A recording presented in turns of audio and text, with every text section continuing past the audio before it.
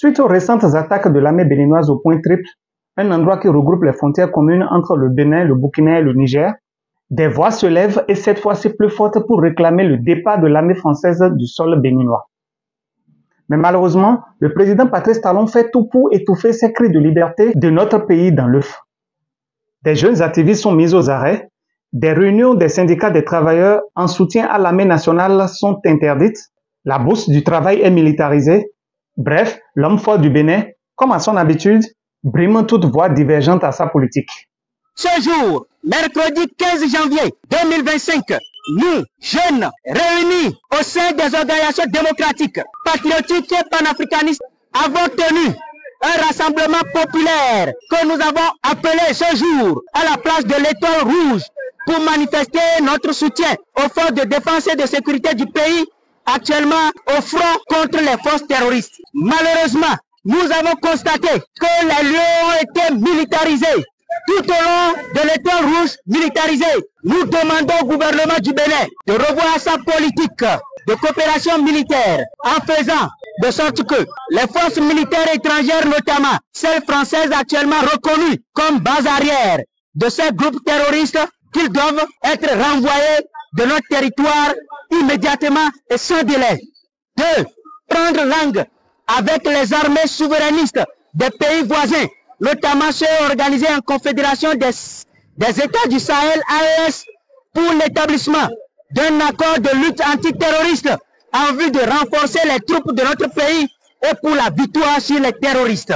À quoi nous a servi la dite coopération stratégique que Macron a clamée devant le monde? J'ai même l'impression que c'est parce que Macron a dit devant le monde qu'il avait une coopération stratégique avec le Bénin que ces fous sont allés nous défier, tuant nos enfants. C'est pourquoi, au nom du défensorat du peuple béninois et à mon nom personnel, je réclame que le Bénin mette fin à la coopération militaire avec la France.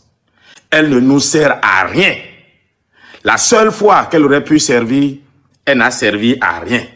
Hier soir, nous avons encore reçu une lettre d'interdiction du meeting par le préfet Alain Orula. Ce n'est pas possible. Déclaration d'hommage aux hommes en armes tombés au champ d'honneur dans la lutte contre le terrorisme au Bénin, de soutien aux vaillantes forces de défense et de sécurité béninoises et d'exigence du départ des troupes françaises de notre pays. Le 8 janvier 2025, notre pays a été frappé par une attaque terroriste grave qui vient s'ajouter aux multiples attaques meurtrières que le pays connaît depuis 2019. Plus de 30 militaires de nos forces de défense et de sécurité sont tombés, les armes à la main bien sûr. Cela a suscité une grande indignation au sein des travailleurs et des peuples du Bénin et d'ailleurs. En ce qui concerne la présence des troupes françaises dans notre pays, la CSTB n'invente rien. À la conférence des ambassadrices et ambassadeurs tenue à Paris le 6 janvier 2025, le président Emmanuel Macron disait entre autres, je cite, « Nous sommes en train d'ouvrir un partenariat de sécurité et de défense nouveau, où on aura des bases stratégiques, c'est Macron qui parle, ce n'est pas nous. On va qualifier la menace avec eux et on va aussi inventer de nouvelles relations, comme on l'a fait ces dernières années avec le Bénin. Ça veut dire, avec le Bénin, ils ont fait beaucoup de formations, beaucoup d'équipements, beaucoup de renseignements. Pourtant, nos troupes ont été massacrées à Banikwara. Cette déclaration de Macron montre clairement qu'il y a des troupes militaires françaises au Bénin. Or, il est connu de tous, au Bénin et ailleurs, que là où passent les forces militaires françaises, c'est le terrorisme qui s'aggrave. C'est pour cela que la CSTB exige le départ du Bénin des troupes militaires françaises. Est-ce parce qu'aucun de ses enfants à lui n'est au fond Ou bien c'est juste parce qu'il a des intérêts personnels qui le motivent à faire ce choix qui consiste à maintenir de gré ou de force cette force étrangère sur notre sol. Même si le prix à payer est la perte de nos soldats au front et des brouilles diplomatiques avec les pays voisins.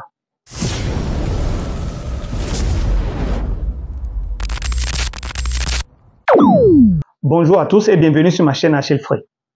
Comme je vous l'ai promis dans la première partie de ma vidéo sur l'importance de voir l'armée française dégager de notre sol le Bénin, ma vidéo d'aujourd'hui sera dans le même ordre d'idées. Demander à l'armée française, hypocrite, sournoise, agent de déstabilisation des pays africains et collaboratrice des terroristes dans notre sous-région, de quitter notre pays, le Bénin. Pour ceux qui n'ont pas encore vu la première partie, je vous invite à aller voir cette vidéo pour découvrir le vrai visage de l'armée française qui n'est nullement ici pour lutter contre le terrorisme comme il tente de nous le faire croire, avec la complicité de certains de nos chefs d'État, mais plutôt pour servir des intérêts de la France au détriment de notre bonheur, notre prospérité, notre sécurité et notre paix. Ceci dit, pour ceux qui ont déjà vu la première partie de la vidéo, encore une fois, asseyez-vous confortablement. Je vous embarque aujourd'hui dans un voyage, preuve à l'appui à la découverte du vrai visage de l'armée française qui, comme une parasite, s'incruste dans nos entrailles et gangrène notre pays, le Bénin, et une bonne partie de l'Afrique. J'ouvre le second débat de ce sens public consacré à la perte d'influence de la France en Afrique, Tchad, Sénégal, Côte d'Ivoire. La liste des pays qui ont demandé à notre armée, à nos soldats de partir, eh bien, elle s'allonge. Pourquoi un tel désamour? L'armée française plie bagage. Fin décembre, elle a commencé à évacuer ses bases militaires du Tchad. Elle y comptait plus de 1000 soldats. En novembre dernier, N'Djamena a pris Paris de court en annonçant la fin des accords militaires avec son ancienne puissance coloniale. Cette décision n'a pas été prise de manière légère. Elle résulte d'une réflexion approfondie et répond à un engagement pris devant le peuple tchadien. Le départ du Tchad n'est que le dernier épisode d'une longue série de retraits des troupes françaises en Afrique. Depuis 2022, la France a dû évacuer ses bases militaires dans 7 pays africains.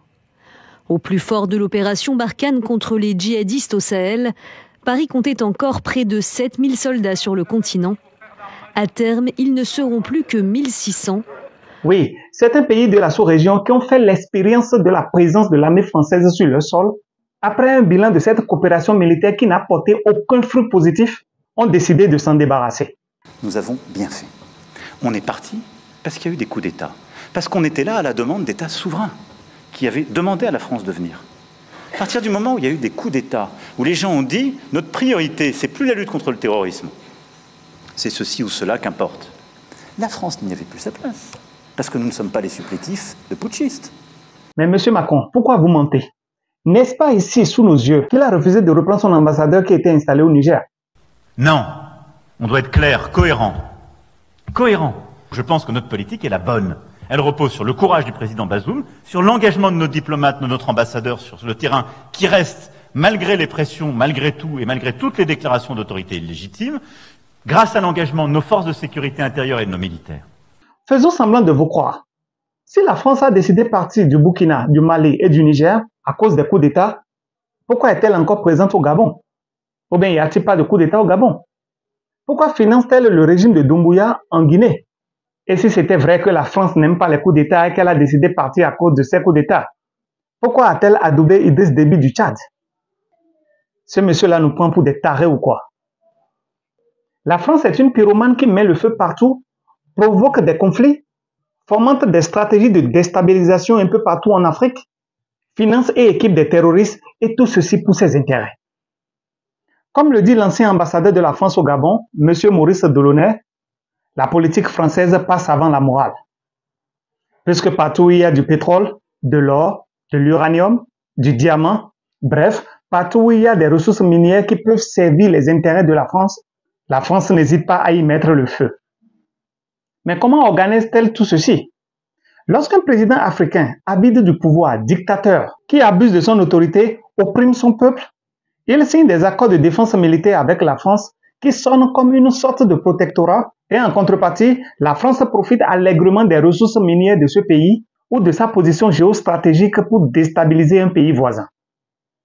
Donc comprenez que malgré les injustices qui règnent ici dans mon pays, le Bénin, malgré qu'on enferme tous les opposants à tout va, malgré que la liberté d'expression est supprimée, malgré que la police qui n'est républicaine que de nom, cette police aux ordres de M. Patrice Talon qui brime la population civile, la justice qui est aux ordres et qui distribue 20 ans à tout le monde, si malgré tout ça aucun rappel à l'ordre n'est fait à mon président, sachez tout simplement que c'est parce qu'il fait la volonté de la France. Macky Sall au Sénégal avait fait de même. J'espère maintenant que vous comprenez mieux pourquoi certains secteurs stratégiques de notre pays, tels le port autonome de Cotonou, notre aéroport, la SB2E et autres, ont été confiés aux autres sous prétexte que nous sommes un désert de compétences. Je vous sais très intelligent. Donc ce n'est pas de ma bouche que vous allez entendre cela. Mais à l'opposé, si ce président est républicain, nationaliste, panafricain, un président qui a l'amour de sa patrie, la France se met à fabriquer et à financer des rebelles, des criminels, des terroristes pour orchestrer un chaos dans ce pays. Et malheureusement, dans cette politique diabolique, elle trouve toujours des complices africains, soit dans ce pays ou dans des pays voisins pour élaborer son plan de déstabilisation. Entre 1865 et 1869, l'écrivain russe Léon Tolstoï a publié une œuvre monumentale de plusieurs milliers de pages intitulée « Guerre et paix », qui se déroule à l'époque des guerres napoléoniennes. Ce sont d'ailleurs les dernières guerres que la France a gagnées seule. Pourtant, c'est elle qui ne cesse d'allumer le feu partout dans le monde, de provoquer des conflits, d'envenimer des situations et de travailler à la déstabilisation. J'ai eu à discuter avec des officiers et des soldats du Tchad, du Niger et du Cameroun qui ont pris part à des opérations contre Boko Haram dans la région du bassin du lac Tchad. Leurs témoignages concordent. À plusieurs occasions, quand ils ont repris des bastillons de Boko Haram, les otages libérés leur ont confirmé que des hélicoptères atterrissaient dans des aires préparées pour fournir des armes et de la logistique aux terroristes. Au moment de la saison des pluies, quand le niveau de l'eau remonte, l'approvisionnement se fait avec des vedettes rapides à partir des forêts qui entourent le lac. Un vétéran d'une de ces opérations a même eu l'occasion d'assister en direct à une scène surréaliste où, alors que ses troupes étaient guidées avec l'aide des instruments de renseignement, les ISR comme on les appelle dans le jargon, un avion français qui volait plus haut donnait carrément des directives aux Boko Haram qui ont réussi à encercler et à tuer la moitié des soldats qui composaient l'unité spéciale venue les combattre. C'est d'ailleurs à la même époque que le Cameroun a exigé le départ de la base militaire américaine implantée dans le nord du pays en porte-à-faux avec sa doctrine qui refusait jusque-là la présence de toute base militaire étrangère sur son territoire. Les Américains avaient pu obtenir une dérogation pour s'installer afin de fournir du renseignement aux autorités camerounaises dans la lutte contre Boko Haram. Or, il s'est avéré que les Yankees préféraient eux aussi, comme leurs cousins français, fournir du renseignement au Boko Haram. Leur plan machiavélique était de permettre la jonction des terroristes venus du nord avec les voyous ambazoniens venus du Nozo pour faire tomber le régime à Yaoundé. Rien que ça. J'espère qu'à ce niveau, plus personne n'en doute. Quand le général Abdraman Tiani, quand le général Assimi Goïta, quand le capitaine Ibrahim Traoré, quand je déclare que la France est l'un des plus grands financiers des terroristes en Afrique et en Asie, c'est indéniable. Ces gens-là n'ont jamais changé leur disque. Pour eux, l'Afrique est leur propriété. Depuis des siècles, ils ont toujours mené la même politique. Encore une fois, je me permets de répéter les mots du ministre russe des Affaires étrangères, M. Sergei Lavrov. Je cite, « Lorsque vous faites la volonté de l'hégémon, tout vous est permis. Mais lorsque vous osez revendiquer votre souveraineté, lorsque vous placez les intérêts de votre pays au-dessus des vôtres, vous êtes traité de paria. » J'en veux pour preuve le cas du président tchadien. Lorsque M. Déby s'était mis à faire la volonté de la France, malgré qu'il est parvenu au pouvoir par un coup d'État, Macron s'est rendu au Tchad pour l'adouber. Pour quelqu'un qui dit qu'il n'aime pas les coups d'État. Mais le jour où le président Déby a osé se rendre en Russie pour rencontrer le président Vladimir Poutine, subitement, la justice française a ouvert une enquête sur des biens mal acquis par le président tchadien. Le président Déby aurait acheté à Paris, sans chemise et des costumes, pour plus de 900 000 €. Mais au moment où ils faisaient leur volonté, ils n'ont pas jugé bon nous donner ces informations. En ce moment-là, ils ne savaient pas qui gaspillait l'argent public. Bande d'hypocrites. Tout ceci me rappelle une chanson de l'artiste ivoirien Tiken Diafa Koli. Je n'ai pas une belle voix, mais je vais la fredonner quand même. Allez dire aux hommes politiques qu'ils enlèvent nos noms dans leur business, on a tout compris. Ils nous utilisent comme des chameaux dans des conditions qu'on déplore. Ils nous mènent souvent en bateau vers des destinations qu'on ignore.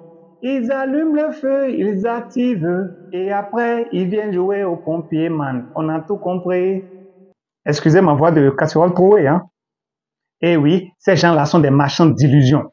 Ils font semblant de nous aider à nous développer, alors qu'en réalité, ils pillent nos ressources pour aller se développer eux-mêmes. Ils font semblant de nous aider à combattre l'injustice et l'insécurité, mais la vérité c'est que ce sont eux-mêmes nos véritables bourreaux. L'histoire regorge d'exemples où la France a soutenu des régimes autoritaires d'une part et a armé des rebelles pour déstabiliser des régimes qui ne lui sont pas favorables d'autre part. Et tout ceci pour des raisons économiques et géopolitiques. Par exemple, comme je vous l'ai montré dans la première partie de cette vidéo, pendant la guerre du Biafra, la France a fourni des armes aux rebelles du delta du Niger, motivés par l'accès au pétrole. De même, elle a soutenu des régimes de Bongo au Gabon, de Denis Sassou Nguesso au Congo-Brazzaville, d'Idriss Déby Père au Tchad, toujours dans un but d'exploitation des ressources naturelles. L'Angola n'a pas de passif colonial avec la France, certes, parce que c'est un pays anciennement colonisé par le Portugal, mais ce pays a un passif politique avec la France, et que dont les plus jeunes ne se souviennent plus. La France, pendant longtemps, a soutenu l'UNITA. C'était un mouvement qui s'opposait au MPLA. La France a financé, il y a eu des opérations de déstabilisation, des mercenaires français et belges envoyés là-bas.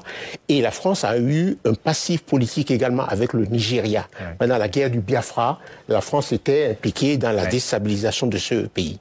Mais rassurez-vous, rien de tout ceci n'est nouveau. C'est depuis des siècles qu'elle a commencé cette politique. Celui qui a dit que le malheur de l'Afrique, c'est d'avoir croisé la France sur son chemin, n'a pas vraiment tort. Tenez, remontons un peu dans l'histoire. Nous sommes au 19e siècle, précisément en 1890. Le Bénin, en temps le Dahomey, a mené des luttes contre l'armée française. En effet, dans la recherche des matières premières pour faire fonctionner ces industries, certains pays d'Europe et particulièrement la France sont venus chez nous ici en Afrique. L'huile de palme et d'arachide était devenue nécessaire pour faire tourner l'industrie de la savonnerie à Marseille, en France. La France a alors jeté son dévolu sur le Dahomey. Aussi, la position géostratégique du Dahomey, avec son accès à l'océan Atlantique, était une opportunité colossale pour mieux exploiter d'autres endroits enclavés qui n'avaient pas accès à la mer. D'où l'intérêt pour la ville de Cotonou, aujourd'hui Cotonou. Mais comme je le disais dans l'une de mes vidéos, je parlais de l'importance de l'enseignement de la langue maternelle dans nos pays en Afrique. Nos aïeux ont confondu l'étranger. En effet, ils ont reçu les Français les bras ouverts, ignorant que ces derniers avaient des projets diaboliques derrière la tête. Alors, ils ont proposé au roi Glélé de signer un traité de protectorat avec le Dahomey. Ce traité machiavélique dont le nom a évolué aujourd'hui pour devenir opération militaire. Mais malgré qu'à l'époque, nos parents ne connaissaient ni la télé, ni les réseaux sociaux, qui permettent aujourd'hui de savoir qui est qui, le roi Glélé, dont le royaume était très puissant à l'époque, a refusé de signer ce traité de protectorat et a plutôt penché pour des accords commerciaux autorisant l'envahisseur qui, comme un loup dans la peau d'un agneau, jouait à l'innocent, a fait son commerce dans la ville de Cotonou tout en payant des taxes au royaume de Dahomey. Mais pour les Français, c'est une sorte d'humiliation, car payer des taxes à des sous-hommes, de simples nègres, cela n'était pas vraiment concevable. Vous connaissez bien leur arrogance. Le drame de l'Afrique, c'est que l'homme africain n'est pas assez entré dans l'histoire. Je crois qu'on a oublié de nous dire merci. C'est pas grave, ça viendra avec le temps. L'ingratitude, je suis bien placé pour le savoir, c'est une maladie non transmissible à l'homme. Mais je le dis pour tous les gouvernants africains qui n'ont pas eu le courage, vis-à-vis de leurs opinions publiques, de le porter, aucun d'entre eux ne serait aujourd'hui avec un pays souverain si l'armée française ne s'était pas déployée dans cette région. Pour eux, l'homme noir est un sous-homme qui doit obéir à la race blanche, qui serait la race supérieure, la race choisie par Dieu selon eux. Alors avec le temps, ils ont subtilement modifié le contenu de ce traité signé. Cette modification a entraîné des tensions au sein de la population. Et comme ils en ont l'habitude, Ils vont imposer une brutalité sur tous les résistants. Un peu comme le président Patrice Talon le fait aujourd'hui, en mettant systématiquement en prison tous ceux qui osent dire que l'armée française doit dégager du Bénin et empêche tout rassemblement qui va dans ce sens. Bref, en 1889, le prince Kondo, devenu Dedak Behazin, conteste le traité modifié par les Français et signé par son père Glélé en avril 1878, notamment l'attribution des droits de douane de Cotonou à la France. Pour ce nouveau roi, un panafricain hors pair, aucun territoire du Dahomey n'est à céder à la France ou à qui que ce soit d'autre. Alors le gouverneur Bayol rapporte à la France que le roi Behazin est un obstacle à leur projet, un peu comme les 3 dirigeants des pays de l'AES aujourd'hui. Mais comme vous le savez, ces gens n'aiment pas que les Noirs leur tiennent tête, puisque tout Noir qui ose leur dire non doit être éliminé, dégagé de leur chemin. Mais c'est sans compter sur l'intrépide Dedak Behazin, avec son armée royale d'alors et ses forces spéciales, les Agoudiers, ces braves femmes guerrières dévouées au service du royaume. Le 19 février 1890, des troupes françaises débarquent à Cotonou. Mais elles étaient insuffisantes pour contenir l'armée royale. L'armée du Dahomey a tenu ses envahisseurs en échec. Beaucoup de batailles ont été livrées avec le triomphe du royaume de Dahomey, actuel Bénin. Alors, vu qu'ils ne réussissaient pas à maîtriser l'intrépide Dedak Behazin, ils ont fait alors appel à un chef de guerre, le général Alfred Amédée Dodds, qui de 1892 à 1894 a mené la conquête du Dahomey, l'un des royaumes les plus puissants de l'Afrique de l'Ouest de l'époque. Oui, il y a longtemps que ces gens utilisent cette méthode malsaine pour nous voler. Et encore une fois, ils n'ont jamais changé de logiciel. Le peuple du Mali demande aujourd'hui une réunion d'urgence à l'ONU pour montrer des preuves qu'il détient sur lui au sujet de la France qui équipe et renseigne les terroristes du Sahel. Mais naturellement, la France, malgré qu'elle conteste ces allégations, refuse quand même la tenue de cette réunion. Soit dit en passant, qu'il me soit permis de rappeler que ce nouvel envoi de lettres intervient pendant que le Mali attend encore la suite réservée à une précédente lettre de saisine du Conseil de sécurité des Nations Unies en date du 15 août 2022 afin d'exposer les actes d'agression français à son encontre ainsi que leur implication dans la promotion de 3 formes de terrorisme au Sahel, à savoir le terrorisme armé, le terrorisme économique et le terrorisme médiatique. Monsieur le Président, il a d'abord beaucoup été question lors de cette réunion de la MINUSMA, des droits humains au Mali, jusqu'à ce que le ministre malien des Affaires étrangères, qui s'exprime en dernier, profite de l'occasion pour rappeler que son pays a demandé le 15 août une réunion d'urgence du Conseil de sécurité sur un point précis, les accusations que porte son pays contre la France. Une réunion qui n'a pas eu lieu 2 mois plus tard. le gouvernement renouvelle sa demande d'avoir une réunion spécifique du Conseil de sécurité qui lui donnera l'occasion de présenter des preuves concrètes des actes de duplicité, d'espionnage et de déstabilisation de la France à l'encontre du Mali, y compris le partage de renseignements et le largage de matériel au profit d'organisations criminelles. Le Mali le répète, il aurait des preuves de ces dires. Il ne les a pas présentées ce mardi à New York. L'ambassadeur français auprès des Nations Unies reprend la parole. Je regrette profondément les accusations graves et infondées portées contre la France de manière répétée par les autorités de transition maliennes. La France n'a jamais violé l'espace aérien malien.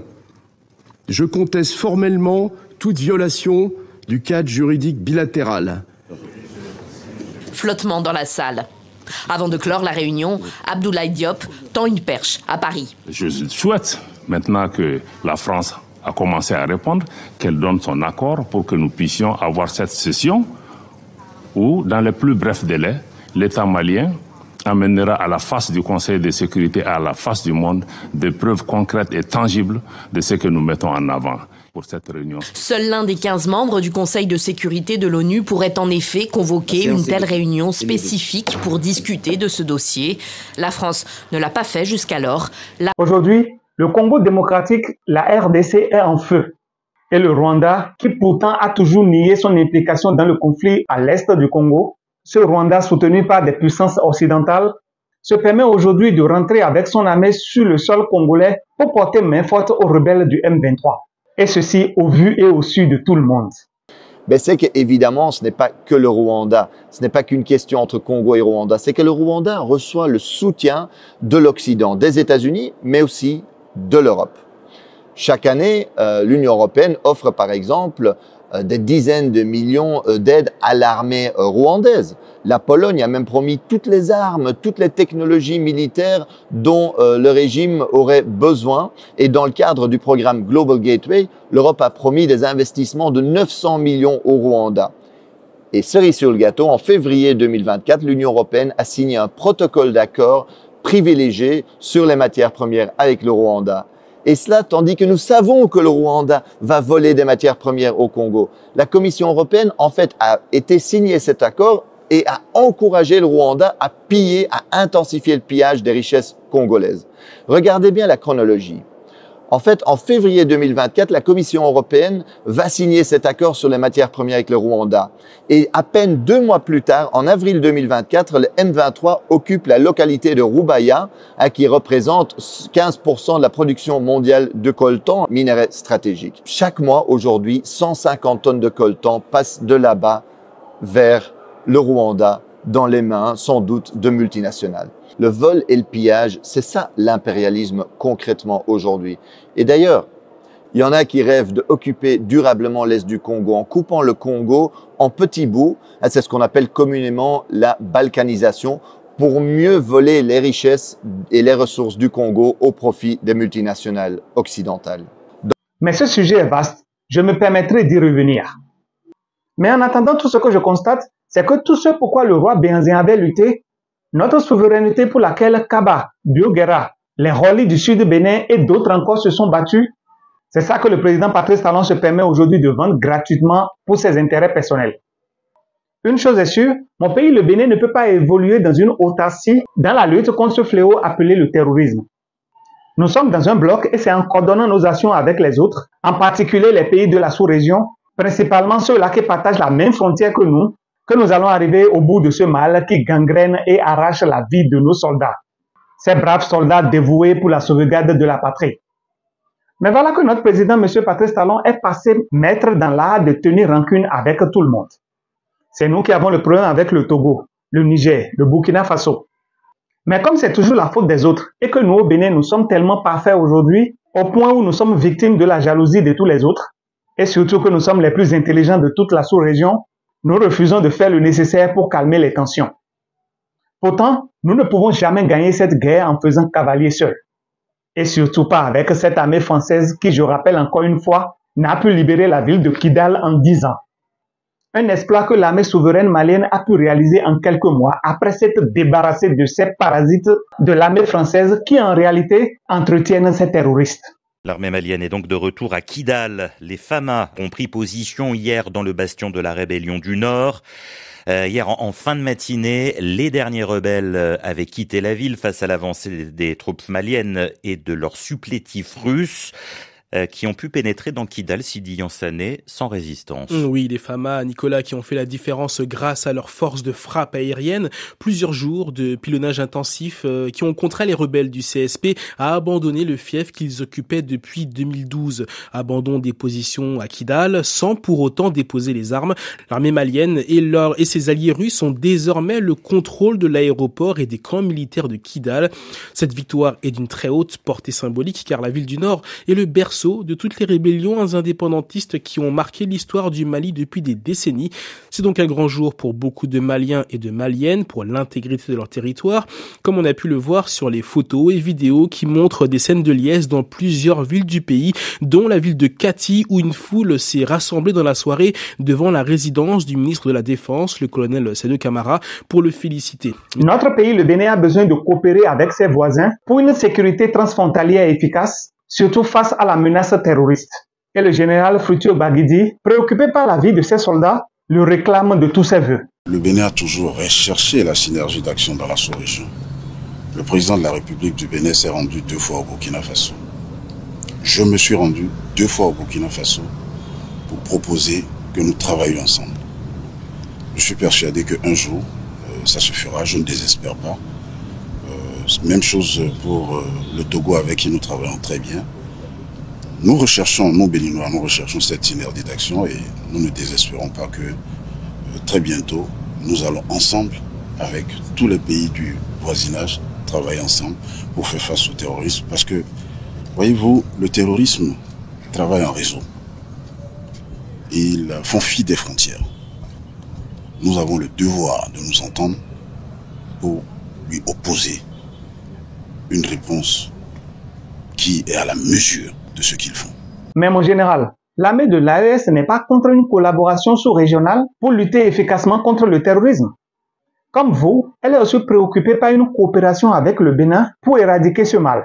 La stabilisation de ce pays. Oui. Le Mali, dont l'armée était démoralisée, humiliée et infantilisée, se présente désormais comme un acteur important dans la sous-région. L'armée malienne, fidèle à sa tradition, a montré la voie en mettant en échec les forces qui cherchaient à déstabiliser notre pays.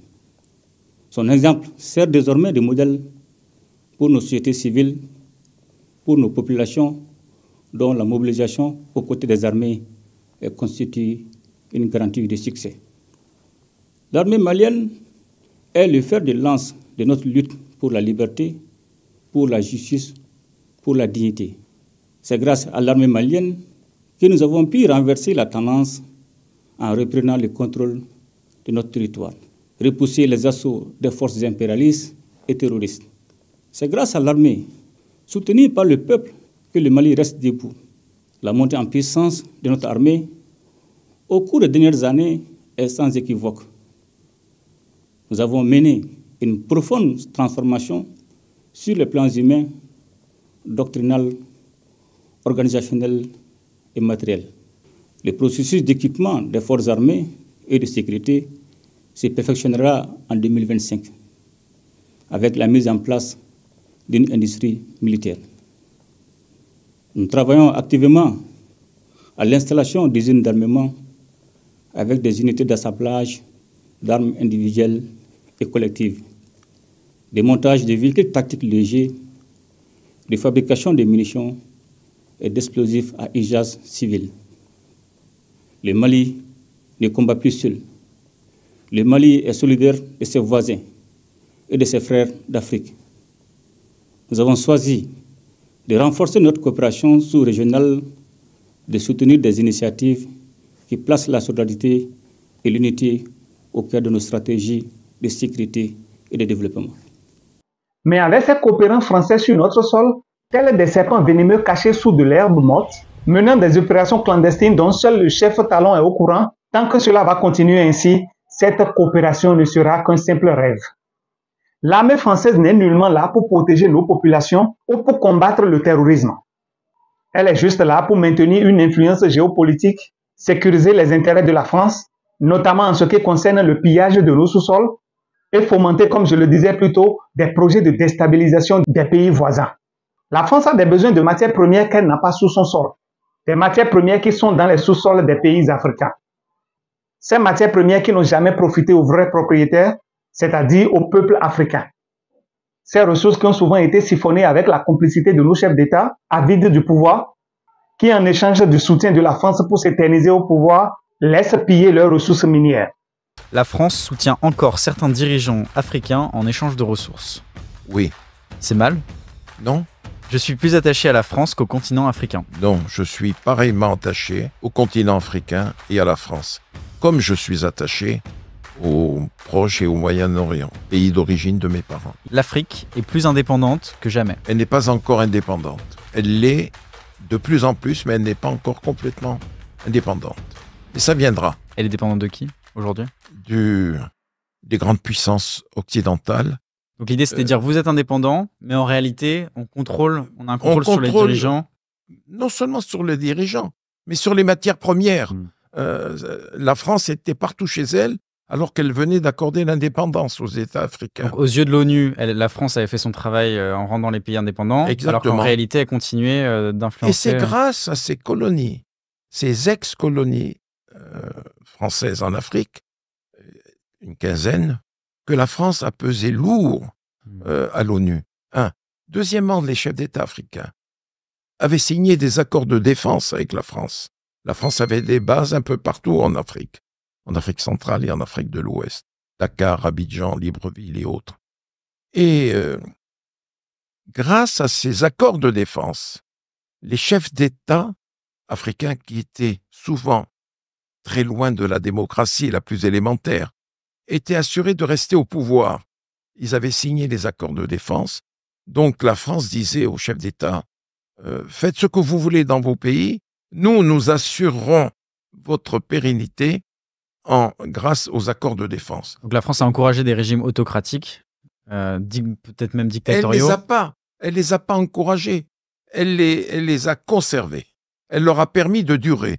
Et elle a permis à ce que des chefs d'État africains restent 4 ans, 5 ans, 10 ans, 15 ans, 20 ans, 30 et 40 ans au pouvoir. Et aujourd'hui, vous avez au Congo-Brazzaville, au Togo, et partout ailleurs en Afrique, des présidents qui sont là depuis des décennies. C'est impensable. Et c'est inacceptable aujourd'hui. Il y a 50 ans, ne se posait pas ce problème, comme il se pose aujourd'hui. Vous êtes branchés sur tout ce qui se passe dans le monde. Vous voyez, les portables, les ordinateurs et tout, les réseaux sociaux et tout. Mais à l'époque, on n'avait rien. Le portable n'existait pas. Justement, dans ce contexte de France-Afrique. Disons que Thomas Sankara, je le dis, était devenu un ami. Nous étions très liés. En 2 ou 3 ans, nous avons forgé une amitié qui ressemblait à celle qu'on entretient, qu'on construit en 30 ans. Mais j'ai su par la suite, par un des collaborateurs de Sankara, qui fut mon étudiant à la faculté de droit d'Abidjan, Ablassé Compaoré, qui n'est plus de ce monde, un garçon brillantissime, et il m'avait dit j'ai peur pour le patron. En parlant de Thomas Sankara, il était le conseiller personnel de Thomas Sankara. Il me dit j'ai peur pour le patron parce que j'ai le sentiment que Compaoré, appuyé par le président Houphouët-Boigny, pourrait un jour ou l'autre poser des ennuis à Thomas. Pour resituer, le président Houphouët-Boigny, c'était le président de la Côte d'Ivoire. D'accord. Donc qui était le doyen des chefs d'État africains. D'accord. Avant Omar Bongo Ondimba. Qui faisait autorité auprès de tous les présidents africains. De tous les chefs d'État, c'était le doyen. Et le coup est venu. C'est Houphouët-Boigny qui a favorisé l'attentat contre Thomas Sankara. Cela n'aurait pas été possible aussi sans une ingérence française. Mais je ne vous le dis pas de manière certaine. Mais ça ne peut pas se faire sans que la France n'y soit mêlée de près ou de loin. Voyez. Mais l'acteur premier, c'est Houphouët-Boigny.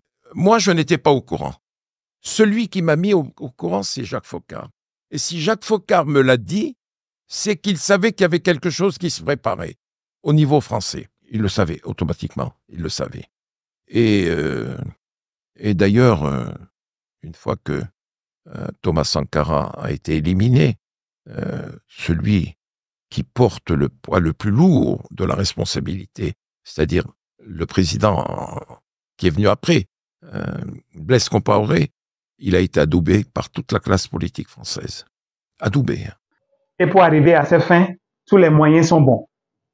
Même s'il faut marcher sur le cadavre des Africains. Ce qui est notre destin commun à nous, Européens, c'est la Méditerranée et l'Afrique, où notre destin se joue. Et donc nous avons en permanence essayé, nous Français, d'entraîner les Européens dans cette prise de conscience de la nécessité d'agir collectivement en Afrique et en Méditerranée. Et je suis absolument désolé de voir l'échec de nos engagements au Sahel. Et je pense que de toute façon, nous aurons à nous reposer la question. Que nous vivons dans une sorte de bulle protégée par je ne sais quoi d'ailleurs, c'est tout simplement inconscient. Et donc je pense que cet intérêt commun-là devrait un jour faire que l'Europe se décidera à agir comme une entité politique qui ira défendre elle-même ses intérêts, y compris par le moyen de l'engagement de ses armées. Je rappelle ici que quelques jours après cette interview que vous venez de voir, ce monsieur qui disait devant les caméras qu'il faut recoloniser l'Afrique, le général Lecointre a été reçu par l'homme fort du Bénin. Pourtant, nous voulons que les autres nous fassent confiance. Quel homme va accepter d'embrasser un soi-disant frère qui cache un serpent venimeux sous son boubou?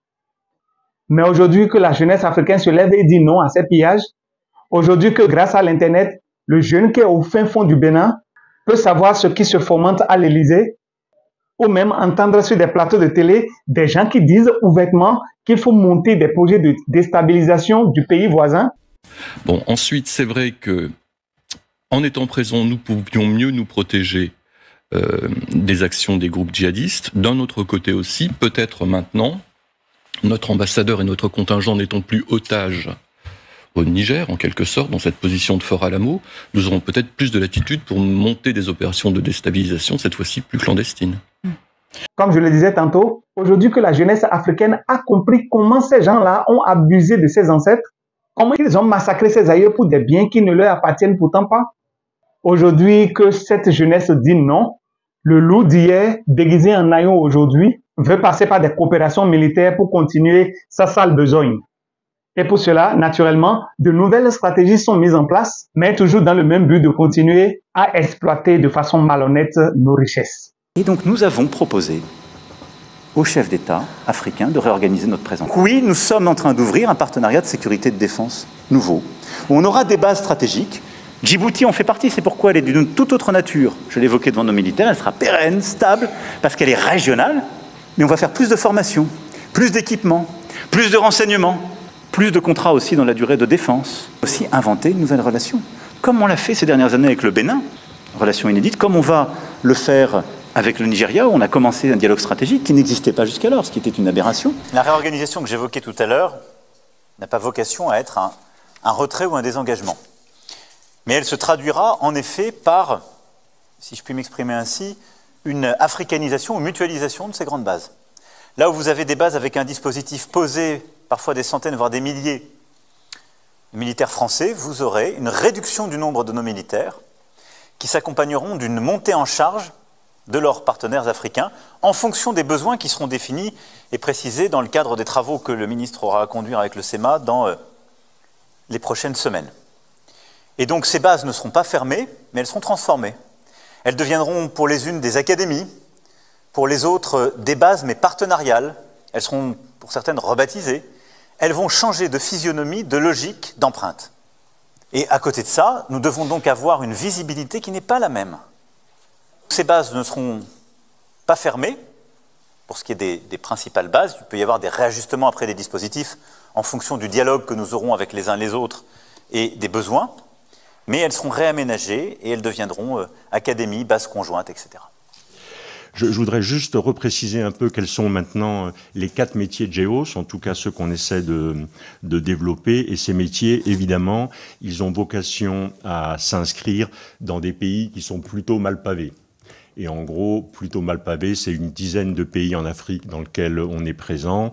Tout ça pour un chiffre d'affaires qui n'a évidemment aucune commune mesure avec ce que vient d'exposer le PDG d'Expertise France. On fait GEOS, c'est 50 millions de chiffre d'affaires, dont la moitié en Afrique. GEOS, c'est 900 collaborateurs, dont 700 en Afrique. C'est à peu près ça la copie générale de GEOS. Les 4 métiers de GEOS, c'est d'abord aider à l'implantation et au développement commercial d'entreprises ou d'organisations institutionnelles en leur garantissant les conditions de sécurité nécessaires à l'exercice de leurs fonctions, à leur mobilité et à leurs implantations. GEOS, depuis décembre, assure la gestion complète du port d'Abidjan. Il en assure la sécurité, il en assure le contrôle des flux in et des flux out, il en assure la relève des taxes des bateaux qui rentrent, qui sortent, etc. Je pense que je sors un peu de mon rôle de président de GEOS et je remets mon treillis de sous-chef ops de l'état-major d'armée. C'est quel appui GEOS pourrait apporter à la stratégie française. D'abord, je pense qu'il faut essayer de caractériser, de façon évidemment... ça sera caricatural, mais les Afriques, parce qu'il n'y a pas qu'une Afrique. Et donc moi, j'en vois 4. Je vois une première Afrique, c'est l'Afrique de l'Ouest et le Sahel, c'est l'Afrique des risques et c'est l'Afrique des frottements stratégiques avec nos compétiteurs. C'est celle dont la France est en train d'être expulsée. Il y a une deuxième Afrique, je ne veux pas dire que c'est l'Afrique centrale, c'est l'Afrique du centre et c'est celle qui est l'Afrique de la francophonie et des ressources stratégiques. On vient de découvrir des gisements incroyables en terres rares et en minéraux rares au Zimbabwe. Et les Chinois y sont déjà, les Russes y avancent. Je ne pense pas que des sociétés françaises aient déjà examiné leur engagement au Zimbabwe. Il y a ensuite une troisième Afrique qui est l'Afrique australe. Je pense que c'est l'Afrique du business. Et parmi les plus grosses économies, il y a évidemment l'Afrique du Sud. Donc c'est plutôt ce domaine-là qu'il faut privilégier. Et puis enfin, il y a l'Afrique de l'Est. Et pour moi, l'Afrique de l'Est, c'est l'Afrique des flux commerciaux entre le canal du Mozambique, entre la mer Rouge, entre ces lignes-là. Et c'est ça qui sont les priorités. Sur l'Afrique de l'Ouest, et je vais me concentrer là-dessus, puisque je n'ai pas tellement de légitimité pour les autres Afriques, pour l'Afrique de l'Ouest, je pense que d'un point de vue macro, la problématique est très différente d'une problématique qui serait simplement sécuritaire ou économique. Ce qui est en train de se jouer en Afrique de l'Ouest, c'est toute une zone d'Afrique qui est en train de basculer et qui pourrait devenir le levier de nos compétiteurs, et notamment de la Russie, pour imposer un modèle de société qui n'est pas le nôtre. C'est ça qui se passe. C'est pas uniquement la sécurité. Et on voit cette espèce de traînée de poudre. On voit maintenant les Russes qui sont arrivés au Tchad, qui sont au Burkina, qui sont au Niger, qui sont peut-être bientôt au Sénégal. On sait qu'ils avaient manifesté leur intention de prolonger vers la Côte d'Ivoire. C'est pour moi un peu ça l'enjeu. Du coup, si notre pays a l'intention de continuer à peser ou de conserver une forme d'influence dans cette zone-là, il est clair que ça n'apparaîtra pas dans les champs physiques. Je pense que l'option militaire, ou la présence militaire, ou la visibilité militaire ne sera plus un critère pour développer cette influence. Je pense qu'elle reposera sur les champs immatériels. C'est dans ce domaine-là qu'il faut investir. Et globalement, en le résumant, il faut passer d'une stratégie démonstrative et bruyante à une stratégie discrète et une stratégie d'accès. Pour mettre ça en œuvre, ça suppose 3 ou 4 conditions. D'abord, c'est que l'État bénéficie d'un réseau d'entreprises de confiance. Qu'est-ce qu'on pourrait faire ou comment on pourrait essayer d'expérimenter ça? Je me suis dit, qu'est-ce qu'on pourrait faire pour illustrer ce que je viens de dire? Eh bien, voilà ce que l'on pourrait faire. On pourrait se faire demander, évidemment, c'est pas une offre, mais on pourrait se faire demander que l'ensemble Port-Bouët, port, aéroport d'Abidjan et Lomé Nord soient transformés en camp multinational de mise en condition opérationnelle des contingents qui vont participer à des opérations, que ce soit des contingents africains ou que ce soit des contingents européens. Voilà ce qu'on pourrait faire. Et dans ce domaine-là, comment on fait pour baisser la visibilité d'un projet comme ça? C'est extrêmement simple. GEOS l'a fait en Afghanistan, GEOS l'a fait au Mali pour assurer le fonctionnement et la vie d'un camp. Ensuite, DCI est capable de faire de la formation sans porter spécialement des uniformes français. Expertise France est capable de faire le reste. Et là, on a un projet, dès lors que les Africains nous le demanderaient, qui serait d'abord intégré avec tout ce qu'on est capable de faire sur les mines, sur la formation médicale, sur la formation militaire, sur la livraison de matériel. On peut aller plus loin, on devrait aller plus loin. Cet intégrateur, il devrait être capable de balayer le champ depuis l'humanitaire jusqu'à la formation militaire, du culturel jusqu'à l'entraînement de gens sur le camp de Lomé Nord, qui est un champ de tir assez connu. C'est un peu ça que je vois comme capacité d'intégration. C'est un peu comme ça que je vois la façon dont notre pays pourrait conserver une forme d'influence en Afrique, tout en respectant évidemment et tout en obéissant aux instructions qui nous ont été données ou qui ont été données par le pouvoir politique. Pour ceux qui pensent encore que cette armée française peut nous protéger, que cette armée française est efficace, que cette armée française est forte, rappelez-vous que des opérations militaires françaises comme Barkhane et Serval ont échoué à résoudre la crise sécuritaire au Sahel. Leur présence n'a pas empêché la propagation du terrorisme, mais elle a au contraire exacerbé les tensions sous-régionales. Sachez tout simplement qu'en intervenant dans ces pays, la France ne lutte pas contre le terrorisme, mais elle protège plutôt ses intérêts à elle en déstabilisant des gouvernements qui ne lui sont pas favorables et en sécurisant l'accès à ses ressources.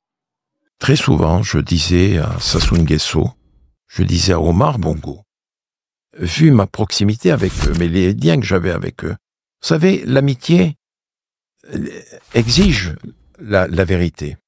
Je leur ai dit à Sassou, je l'appelais Denis, Je dis, Denis, il n'y a pas d'hôpitaux dans ton pays. Il n'y a pas de route, il n'y a rien. Je suis allé faire un tour à l'université, en ville. Il n'y a rien. Il n'y a pas de banc, il n'y a pas de vitres, il n'y a rien. Tu perds ton temps, chef. Il m'appelait chef, Sassou. Il m'a toujours appelé chef. Mais tu perds ton temps, chef. J'ai dit la même chose au président Bongo. Je leur disais. Chers abonnés, je pense personnellement que le moment est venu pour le Bénin de prendre une décision audacieuse et de demander le départ immédiat de l'armée française de notre sol. Il est impératif que nous affirmons notre souveraineté, non seulement face à l'ingérence militaire française, mais aussi aux manipulations géopolitiques de la France qui exploitent notre pays, le Bénin, à des fins dont seul elle et M. Patrice Talon maîtrisent. Aujourd'hui, nous tirons les leçons de notre présence au Mali, notamment, qui a été demandée dans un premier temps en 2013, et puis qui s'est inscrite dans le temps alors que le Mali changeait. Et là, nous avons des bases militaires, c'est vrai, une sorte de précaré français où nous pensons que nous avons un droit d'être là, mais sans réaliser que les pays africains ont changé très rapidement, que les ambitions sont différentes et que surtout, la France n'est plus dans une relation privilégiée comme celle que nous avons pu avoir de par le passé commun avec ces pays qui ont été colonisés par nous quand même pour un grand nombre d'entre eux, notamment l'Afrique francophone, et qu'à un moment, eh bien, ils ont envie d'autre chose. Et ce qui vient d'être dit sur des partenariats un petit peu différents, eh bien, c'est le cas, c'est-à-dire qu'aujourd'hui, quand on parle à des Africains, ce qui m'arrive très très souvent, ils disent voilà, vous devez mériter votre place, vous n'êtes plus tout seul, vous n'êtes plus le colonisateur qui va nous dicter ce que nous devons faire, et donc ils ont envie d'autre chose, d'autres partenariats, et donc la présence militaire, eh bien, fait partie de cela, et moi je pense que nous sommes assez maladroits en disant que nous nous faisons dicter par les chefs d'État africains, mais enfin, de quel droit sommes-nous chez eux si aujourd'hui nous avions des armées africaines sur le territoire français, et voilà, qu'est-ce que nous en penserions? Absolument, et je crois que les Africains sont à un tournant. Il y a une quête de nouvelle souveraineté depuis quelques années. C'est légitime, pourquoi? Parce que ils ont changé, les Africains. Et vous savez, en Afrique, 70% des gens ont moins de 30 ans. Ça veut dire que c'est plus les mêmes interlocuteurs que la France avait pendant la période coloniale, encore moins la période post-coloniale. Ça a changé. Peut-être que la France elle-même n'a pas pris la mesure de ces changements. Et ça, c'est fondamental. C'est facile de réécrire l'histoire parce que il y a plein de circonstances qui se passent et on ne peut pas prévoir à l'avant.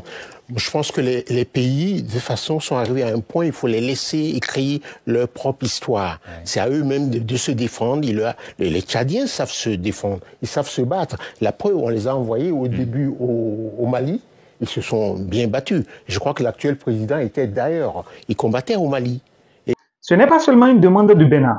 Un peu comme le disait le président Diomaye Faye du Sénégal, la France ne peut pas accepter que des soldats béninois portant des tenues militaires du Bénin circulent librement dans les rues de Paris, soit disant que c'est dans le cadre d'une coopération militaire. Donc ce n'est pas seulement une demande du Bénin, mais aussi un message fort en solidarité avec les pays qui ont déjà pris cette décision, ces pays qui ont déjà fait l'expérience durant des décennies de la présence de cette armée sur leur sol. Nous devons rejoindre les efforts du Sénégal, du Mali, du Burkina Faso, du Niger, du Tchad et d'autres pays qui ont déjà fait l'expérience de cette armée qui la vomissent aujourd'hui. L'Afrique maintenant doit se tourner résolument vers un avenir où elle prend véritablement en main son destin. En conclusion, la présence de l'armée française dans notre pays, le Bénin, quelle qu'en soit la forme sous laquelle elle se déguise, est une entrave à notre souveraineté. L'armée française n'est ni là pour notre sécurité, ni pour protéger notre population.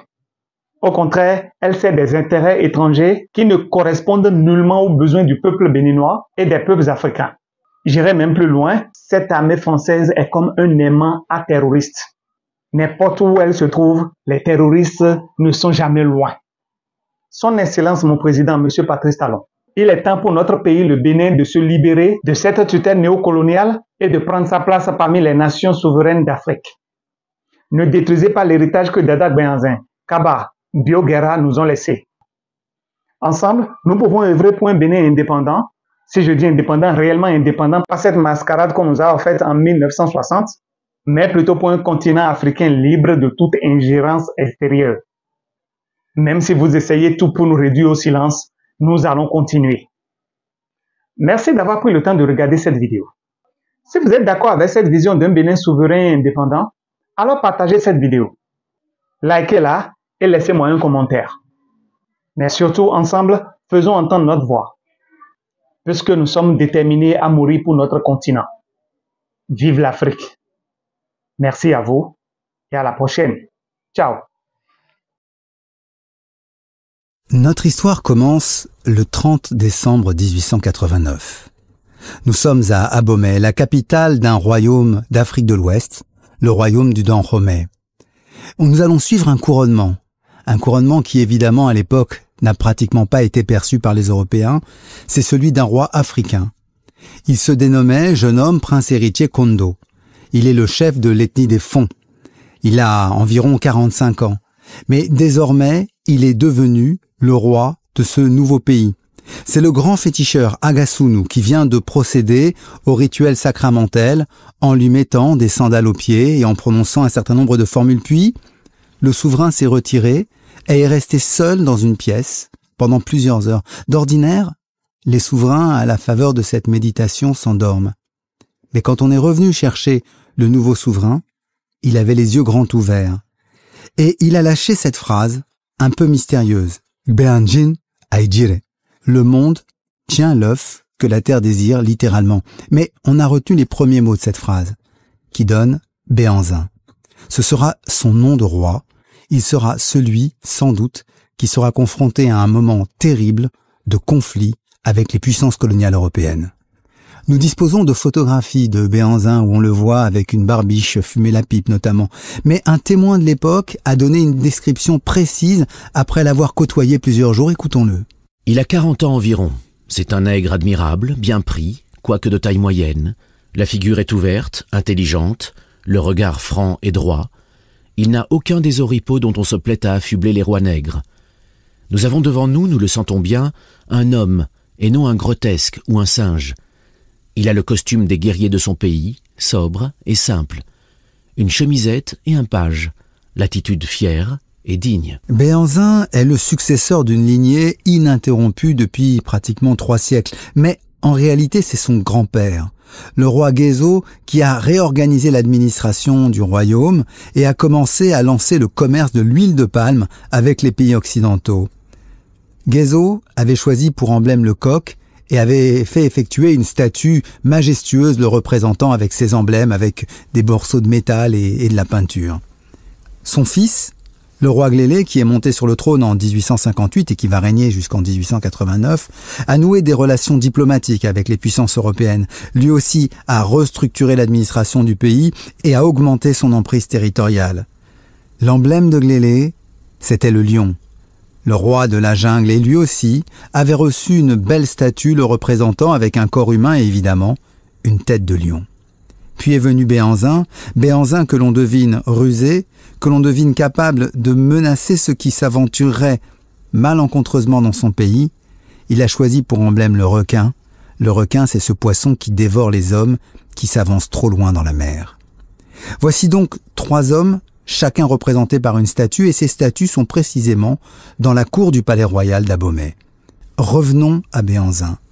Son royaume est donc bien structuré, opulent, il a profité énormément du commerce des esclaves, et donc il est dans une situation plutôt positive comparativement à d'autres puissances qui sont en quelque sorte en déshérence. Juste à côté, un petit royaume, le royaume de Porto Novo, a fait l'objet d'une querelle de succession.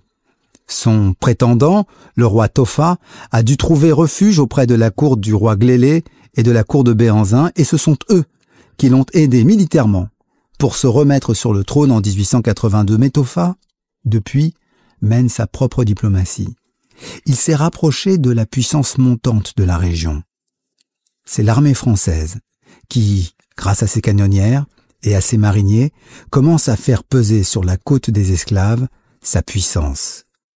Elle a déjà obtenu de Glélé la possibilité de s'installer à Cotonou.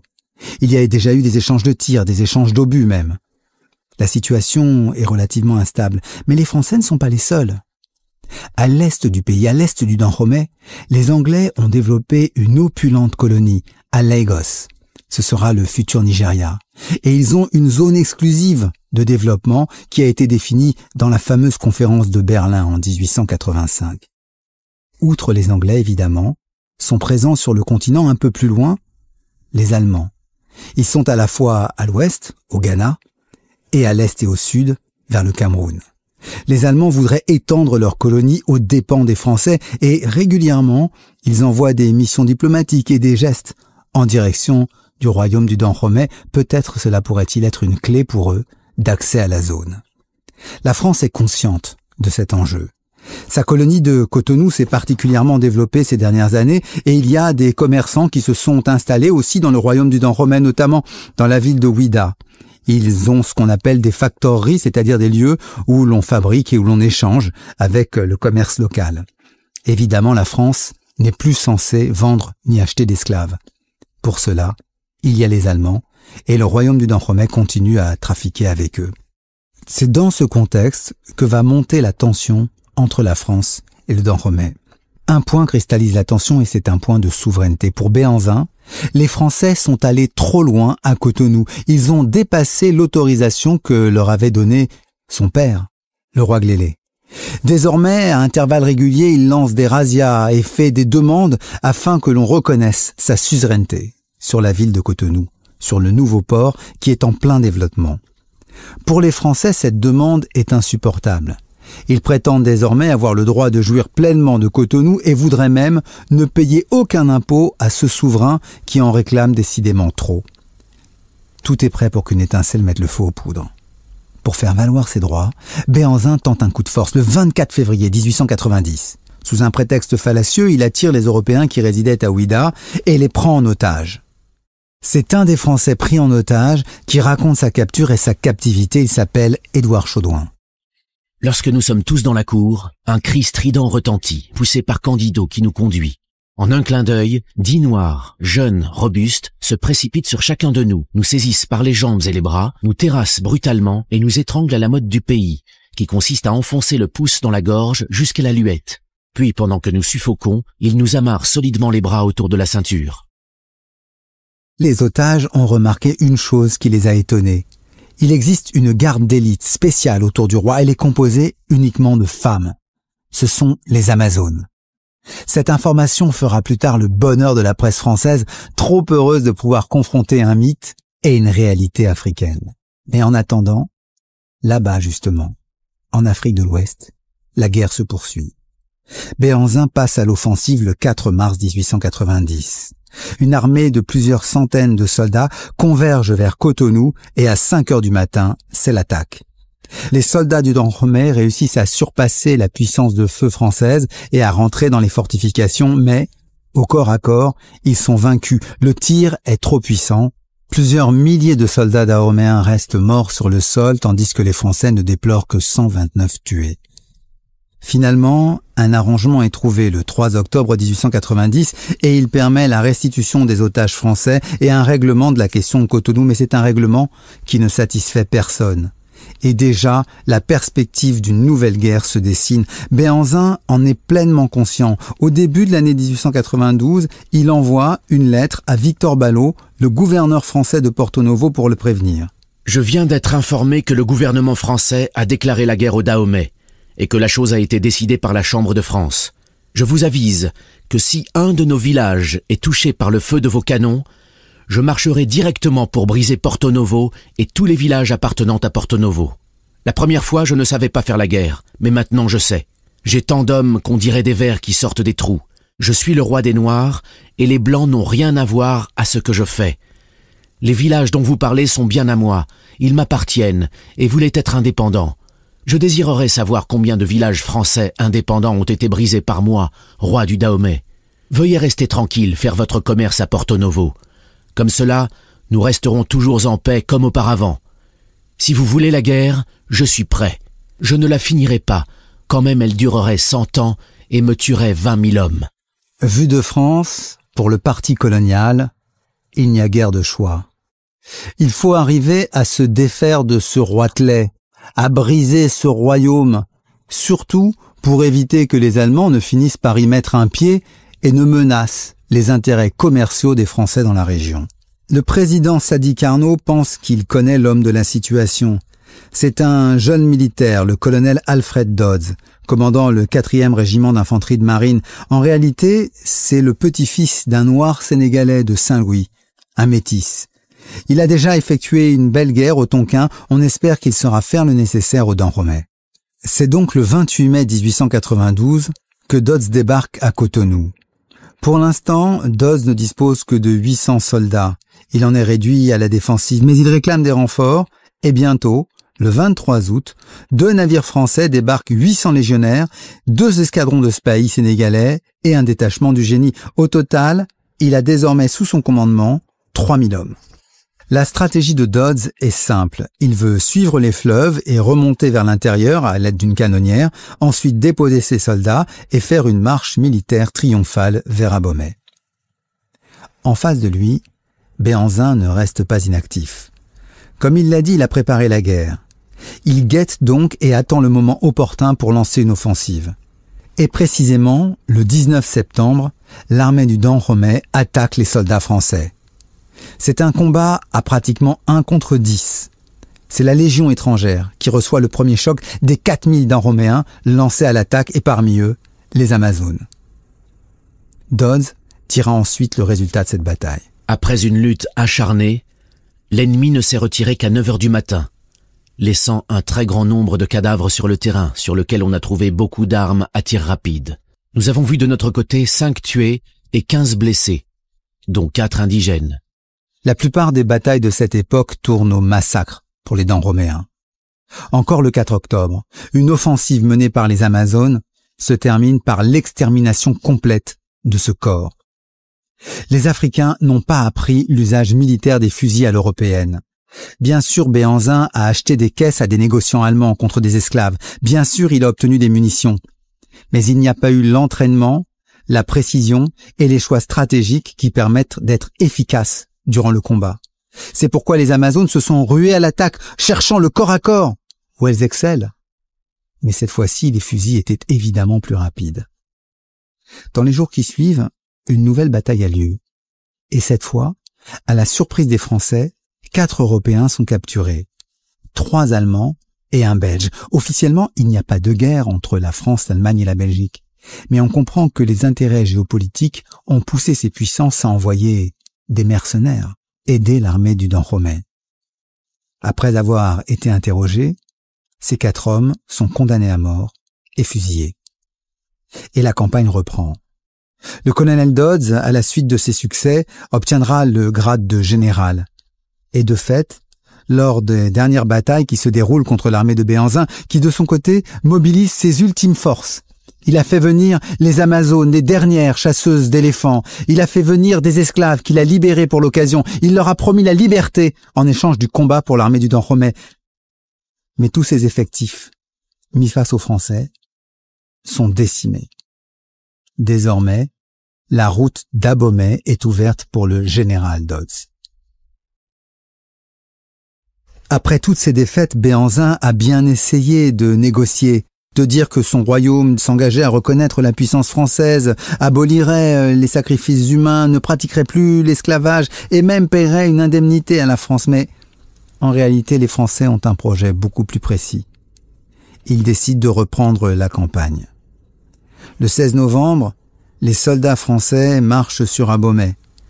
À 1h30 de l'après-midi, ils ont atteint les faubourgs de la ville et décident d'installer un campement. C'est le lendemain, par colonne, que les soldats entrent dans la capitale du royaume du Dents-Romais. Rapidement, ils atteignent la cour du palais royal. Au sommet se trouvait un crâne. Les Français le descendent et à la place hissent le drapeau tricolore, le drapeau bleu-blanc-rouge. Le 18 novembre, le général Dodds peut adresser à la population une proclamation. Après de nombreux combats, l'expédition française s'est emparée de votre capitale et en a chassé le roi Béhanzin, détruit son armée et brisé à tout jamais sa puissance. Les intérêts du peuple dahoméen sont désormais entre les mains de la France et il m'appartient de donner une nouvelle constitution au pays abandonné par son roi. Ceux de vous qui, confiant dans la clémence du gouvernement français et dans ma parole, viendront franchement à moi, seront protégés dans leur famille et dans leurs biens. Rien ne sera changé dans les coutumes et les institutions du pays, dont les mœurs seront respectées. Les chefs qui se soumettront de bonne foi à notre protectorat resteront en fonction. Ils conserveront les dignités qui en sont la conséquence. En revanche, ceux qui ne répondront pas à mon appel et qui espéraient de fomenter des troubles dans un pays qui désormais doit être heureux et pacifié seront impitoyablement châtiés. Dodds est conscient que la victoire militaire n'éteint pas tout, et il redoute de se retrouver dans une longue guerre de résistance, de guérilla, disait-on au XIXe siècle. Il sait que pour que tout s'arrête, il faudra finir par capturer Béhanzin ou par le tuer. Béhanzin, lui, a pris la fuite avec quelques-uns de ses fidèles. Il se cache dans la savane pendant plusieurs mois, mais finalement sa situation est intenable. Il décide alors de réunir les principaux de ses chefs et de ses alliés. Avec eux, il a un ultime festin. Puis, après quelques mots d'adieu, avec une suite réduite, il se dirige vers les Français. Bientôt, il sera prisonnier. Un long exil l'attend. Pendant que le roi déchu s'éloigne, à Abomey, un autre roi est intronisé avec le soutien de l'armée française. Il s'appelle Agoliagbo, il est de la famille et de la même lignée que Béhanzin et d'ailleurs, il s'empare de ses femmes et de tous ses biens. Désormais, le Dahomey est un protectorat français. Béhanzin, tombé dans la main des Français, sera déporté en Martinique. Après de nombreuses années et plusieurs demandes, il obtiendra finalement le droit de rentrer au pays, mais il meurt en 1906 sur le chemin du retour, sans avoir vu son royaume perdu. Alfred Dodds, lui, n'a pas entièrement fini sa mission. Tandis qu'il était dans le palais d'Abomey, il a saisi un certain nombre d'objets. Les 3 statues de Guézo, le coq, de Glélé, le lion, et de Béhanzin, le requin, ont été prises, ainsi que le trône du roi Béhanzin. Ce trône, de peinture dorée, Dodds a décidé de l'envoyer à son allié fidèle, le roi Tofa. Tofa désormais pourra regarder avec mépris pourtant celui qui quelques années plus tôt, avec son père, avait soutenu son accession à la couronne royale. Dodds a envoyé les autres objets en France. Ils sont intégrés dans les collections du tout nouveau musée ethnographique. Ce sont eux qui bientôt seront au cœur des débats entre l'Afrique et l'Europe, entre la France et ses anciennes colonies, le débat sur les restitutions. On le voit, la colonisation a bien des ambiguïtés, et elle a aussi un paradoxe. Cette vaste colonie que les Français ont composée sur la côte de l'Afrique de l'Ouest, que pendant longtemps on avait appelée la côte des esclaves, va changer de nom. Elle va être intégrée et s'appellera désormais le Dahomey, en hommage à ce grand royaume vaincu, car la presse a tellement suivi cette conquête, elle a tellement vibré au récit des militaires français que le nom de Dahomey, celui des perdants, a gagné en dignité à la faveur de la victoire française. Et donc, la colonie du Dahomey gardera ce nom jusqu'en 1975, quand un nouveau régime, dirigé par Mathieu Kérékou, d'essence marxiste-léniniste désormais, décidera de changer son appellation, ce sera le Bénin.